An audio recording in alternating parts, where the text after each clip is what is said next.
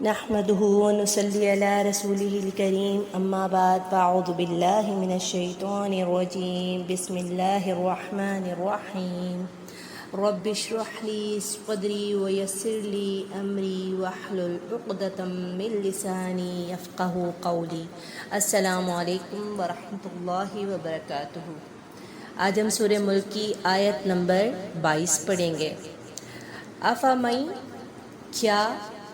فمئی وہ شخص، یمشی جو چلتا ہے، مکبن جھک کر یا اوندھا ہو کر، علی پر، وجہہ اپنے چہرے، اہدا زیادہ ہدایت پر ہے، امن کیا اس شخص سے، یمشی جو چلتا ہے، سویًا برابر، علی پر، صراط راستے، مستقیم سیدھے۔ اس کا بامحاورہ ترجمہ اس طرح سے ہوگا، افمن یمشی کیا پس بھلا وہ شخص، مکبن جو جھک کر یا اوندھا ہو کر چلتا ہو، علی وجہہ اپنے چہرے پر، اہدا وہ زیادہ ہدایت پر ہے، امن یا وہ شخص زیادہ ہدایت پر ہے، یمشی جو چلتا ہے، سویًا برابر ہو کے یا سیدھا ہو کر، علی صراط مستقیم سیدھے راستے پر۔ اب یہاں پر اللہ تبارک و تعالیٰ اتنے سارے پیچھے جو سوالات کیے اس کے بعد ایک مثال پیش کر رہے ہیں کہ اب جو یہ سوالات اللہ تبارک و تعالیٰ نے کیے یہ تو سارے ریٹوریکل کوسچنز تھے تاکہ انسان اس سے نصیحت پکڑ سکے۔ اب یہاں پر مثال پیش کی کہ انسان اس مثال سے ذرا اپنی سچویشن کو سمجھ سکے کہ آخر وہ کیا کر رہا ہے یا کس عمل میں پڑا ہوا ہے۔ تو یہاں پہ دو سچویشنز کریٹ کی گئیں۔ ایک سچویشن یہ ہے کہ ایک شخص چل رہا ہے بالکل اپنی ناک کو زمین سے گھسٹا کر کے، یعنی بالکل اتنا جھک گیا ہے کہ اس کا چہرہ بالکل زمین سے لگ رہا ہے۔ ایک تو وہ شخص ہے اور وہ چلتا چلا جا رہا ہے۔ ایک اگر ہم اس کو سوچیں، یہ پوسچر جو مکبن میں بیان کیا گیا ہے، کیونکہ یہ باڈی پوسچر ہے نا، کہ انسان اتنا جھک کر کے چل رہا ہے کہ بالکل اس کا چہرہ زمین سے لگ رہا ہے، اور ایک شخص وہ ہے کہ بالکل سیدھا کھڑے ہو کر سیدھی راہ پر چل رہا ہے۔ تو کیا یہ دونوں برابر ہو سکتے ہیں؟ کیا یہ دونوں ایسے ہو سکتے ہیں کہ پہلا شخص زیادہ ہدایت یافتہ ہو یا دوسرا شخص زیادہ ہدایت یافتہ ہو؟ تو سب سے پہلے ہم ذرا مکبن کے لفظ کو دیکھ لیتے ہیں۔ ہم نے پیچھے آیت نمبر 15 میں پڑھا تھا کہ اللہ تبارک و تعالیٰ فرماتے ہیں هو الذی جعل لکم الارض ذلولا فامشوا فی مناکبہا۔ اب یہاں پہ جو مناکبہا کا لفظ استعمال ہوا ہے وہ راستوں کے لیے استعمال ہوا ہے کہ اللہ تبارک و تعالیٰ نے زمین کو انسان کے لیے پست کر دیا یا اس کے تابع کر دیا، فامشوا تاکہ وہ چلے، فی مناکبہا اس کے راستوں میں۔ تو پہلی بات تو ہمیں یہ پتہ چل گئی کہ یہ دراصل مناکبہا کے ہی لفظ سے ہے مکبن، اور اس سے مراد یہ ہے کہ راستے یا اس راستے کے اوپر چلنا۔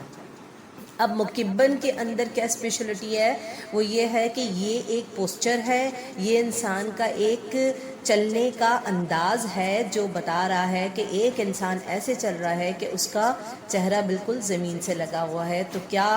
وہ سیدھی راہ پر چل سکتا ہے؟ اگر ہم اس پوسچر کو سوچیں، اپنے اوپر اپلائی کریں اور پھر ہم سوچیں کہ ہم اس طریقے سے چل رہے ہوں تو کیا سامنے آنے والی کوئی بھی چیز ہمیں نظر آئے گی؟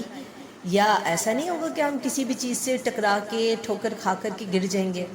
یعنی اللہ تبارک و تعالیٰ یہ مثال بیان کر کے یہ بتانا چاہ رہے ہیں کہ ایک شخص وہ ہے کہ جو ایسے چل رہا ہے جس کی جو زندگی ہے وہ بالکل ان ایون سی ہے، کبھی وہ سیدھی راہ پر آ جاتا ہے، کبھی ایک دم سے وہ بالکل پلٹ جاتا ہے اور دوسری راہ پہ چلا جاتا ہے، پھر ایک دم سے اس راہ پر آتا ہے، پھر ایک دم سے پلٹ جاتا ہے۔ یعنی کہ مکبن کے اندر تین مفہوم آ سکتے ہیں۔ پہلا مفہوم تو یہ ہے کہ ایک شخص ایسے راستے پہ چل رہا ہے کہ جو بالکل اندھیروں میں گھرا ہوا راستہ ہے. یعنی اگر ہم سوچیں کہ ہم کہیں باہر جا رہے ہیں اور ہم اس والی پوزیشن میں ہوں اور بالکل اندھیرا ہو، بلکہ ہم اپنے باڈی پوسچر سے اس طریقے سے چل رہے ہیں کہ ہمارا چہرہ بھی نیچے کی طرف کو ہوگا تو ہماری آنکھیں بھی نیچے کی طرف کو ہوں گی، اور پھر اندھیرا الگ ہو تو انسان تو گرے گا ہی. کبھی گرے گا پھر سنبھلے گا، پھر گرے گا پھر سنبھلے گا. دوسری بات یہ اس کے اندر آ سکتی ہے یا مفہوم اس کا آ سکتا ہے کہ ایک شخص اس طریقے سے چل رہا ہے جو کہ بالکل سلپری راستہ ہے، ان ایون سا راستہ ہے، ایسا راستہ ہے کہ جس کے اوپر وہ ہموار طریقہ سے چل نہیں سکتا. وہ ایسا راستہ ہے کہ کبھی ٹھوکر لگ کر کے گرے گا. اب اگر یہاں پہ پاکستان کے روڈز لے لیے جائیں جو بڑے خراب ایریے میں بڑے خراب سے بنے ہوتے ہیں، اکثر لوگوں کو شکایتیں ہوتی ہیں کہ یہ یہاں کا روڈ ٹھیک نہیں ہے، یہاں کی اسٹریٹس ٹھیک نہیں ہیں. اس راستے پر اگر بالکل اندھیرا اور ہو رہا ہو اور کوئی انسان اسی پوسچر میں اس کے اوپر چلے تو وہ ٹھوکر کھا کے گرے گا، لازمی سی بات ہے. تو اب وہ انسان کے جو ایک تو اندھیرے میں چل رہا ہے، پھر دوسرا سلیپی راستہ ہے، پھر وہ ان ایون سا بھی راستہ ہے، اور تیسرا مفہوم اس کے اندر یہ آتا ہے کہ ایک انسان آنکھوں سے ہی اندھا ہو، یعنی اس کو نظر ہی نہیں آ رہا. تو وہ جب ایسے راستے پر ان ایون راستے پر چل رہا ہے، اندھیرا بھی اوپر سے ہے، پھر اوپر سے وہ اندھا بھی ہو، تو کیا وہ گرے گا نہیں؟ یعنی وہ ایک ایسے راستے پہ چل رہا ہو کہ جو اندھیروں سے بھرپور ہو، ایسے گناہوں میں وہ انوالو ہو کہ جس نے اس کی زندگی میں روشنی کرنے کے بجائے اندھیرا کر دیا ہو. کیونکہ اللہ تبارک و تعالیٰ کی ہدایت بالکل ایسے ہی ہے جیسے کہ کسی انسان کی زندگی میں روشنی کر دی جائے، اور گمراہی ایسے ہے جیسے کہ ظلمات ہو. قرآن میں اللہ تبارک و تعالیٰ نے اس طرح کی مثالیں بیان کی ہیں، ریزمبل کیا ہے ہدایت کو نور کے ساتھ اور گمراہی کو اندھیرے کے ساتھ. تو ایک انسان کی زندگی ایسی گمراہ ہو کہ جس کے اندر وہ ایسے گناہ کر رہا ہو جس نے اس کی زندگی کو اندھیروں سے بھرپور کر دیا ہو. اور پھر اللہ تبارک و تعالیٰ نے ایسی بھی مثالیں بیان کی ہیں قرآن پاک میں کہ ایک انسان اپنی جسمانی آنکھیں رکھتا ہے، اپنی جو چہرے پہ آنکھیں بنی ہوئی ہیں یہ آنکھیں رکھتا ہے، لیکن اس کے دل کی آنکھیں بند ہیں. اور پھر ایک یہ مثال کہ ایک انسان دل کا اندھا ہو اور پھر اس کا لائف اسٹائل ایسا ہو کہ جو گناہوں سے بھرپور ہو، اس کی زندگی میں گمراہی کا اندھیرا چھایا ہوا ہو، اور اس کی زندگی جس طرح وہ گزار رہا ہے وہ ایسی ہے کہ کبھی ایک آدھ اس نے اللہ تبارک و تعالیٰ کا احکام مان لیا، کبھی سیدھے راستے پہ آ گیا، کبھی راستے سے اتر گیا. آج اگر ہم اپنے معاشرے کو لیں تو ہم کیا ایسی ہی زندگی نہیں گزار رہے؟ کبھی تو ہم دنیا کے ساتھ ہو جاتے ہیں، کبھی ہم اللہ کے احکامات پہ چلنا شروع کر دیتے ہیں. جمعہ آتا ہے نماز پڑھنا شروع کر دیتے ہیں، نماز پڑھ لیتے ہیں، جمعہ چلا جاتا ہے، پورے ہفتے ہماری نماز کی کوئی خبر ہی نہیں ہوتی. رمضان آتا ہے، رمضان میں ہم رمضان کے مسلمان بن جاتے ہیں، اور پھر باقی جتنے مہینے ہوتے ہیں اس میں ہم اللہ کے احکامات کی نافرمانی کر رہے ہوتے ہیں، اللہ تبارک و تعالیٰ کے احکامات ہی نہیں مان رہے ہوتے ہیں.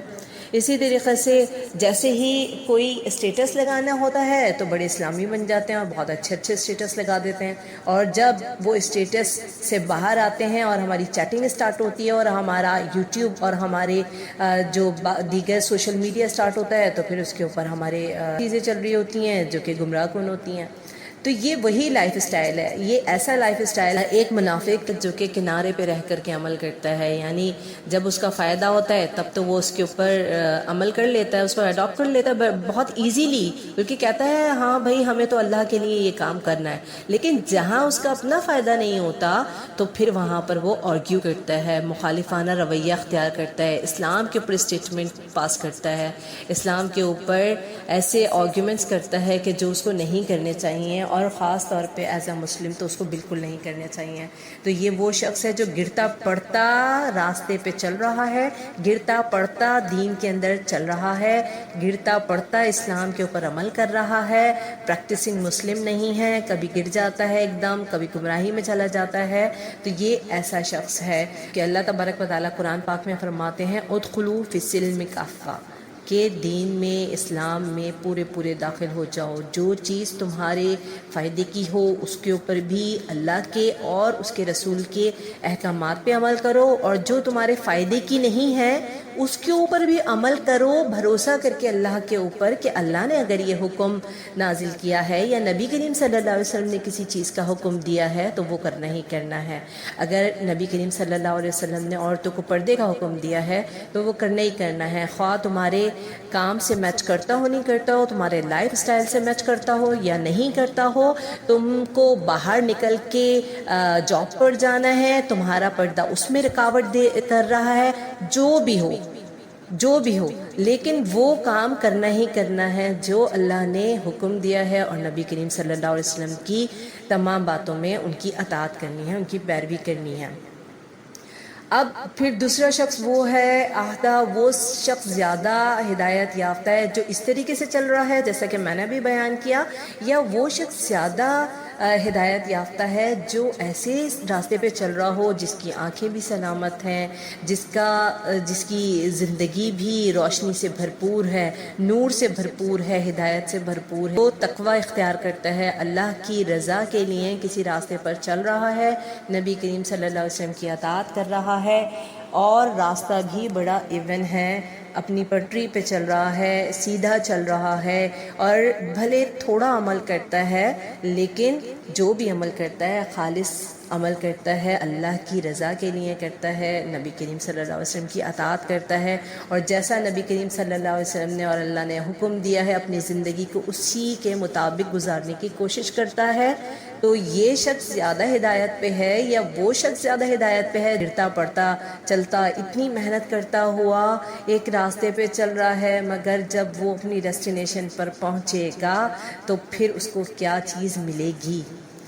جس میں وہ اپنی خواہشات کے پیچھے چلتا پڑتا رہا، جیسا کہ اللہ تبارک و تعالیٰ نے پیچھے والی آیت میں فرمایا، یعنی آیت نمبر 21 میں فرمایا کہ اللہ تبارک و تعالیٰ کی جو راہ ہے اس سے وہی لوگ انحراف کرتے ہیں جو بہت آرگیومنٹیٹیو ہوتے ہیں،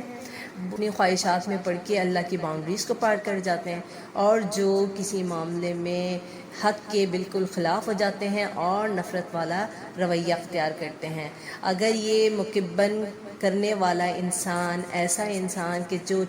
گرتا پڑتا چل رہا ہے وہ ان تمام رویوں سے گزرتا ہوا چل رہا ہے تو اس کو آگے جا کر کے کیا ملے گا؟ تو یہ مثال ہمیں اس لیے بتائی گئی ہے کہ ہم اپنی زندگی کو دیکھیں کہ کیا ہم گرتے پڑتے اپنی ڈیسٹینیشن کی طرف چل رہے ہیں، کیونکہ زندگی تو بہرحال ایک ڈیسٹینیشن پہ آ کے رکے گی اور وہ آخرت ہوگی، تو کیا ہم ایسے ہی گرتے پڑتے چل رہے ہیں؟ کیا ہمارا عمل، ہمارا پوسچر ایسا ہی ہے دین کے لیے، یا پھر ہم